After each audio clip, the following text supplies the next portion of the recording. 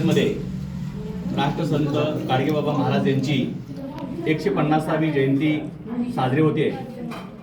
खरं तर संत कसे असावेत तर त्याचं मूर्तिमंत उदाहरण हे गाडगे महाराजांचं पाहायला मिळतं। 150 वर्षाची आज आपण जयंती साजरी करतोय।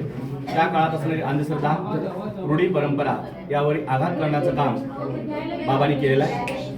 खरं तर स्वच्छतेचं महत्त्व पटवून देत असताना स्वतः दिवसभर त्या गावागावातून स्वच्छता करायचे आणि संध्याकाळी मंदिरातून कट्ट्यावरती लोकांना प्रबोधनातून, कीर्तनातून, भजनातून लोकांना अंधश्रद्धेपासून दूर करण्याचा प्रयत्न करत होते।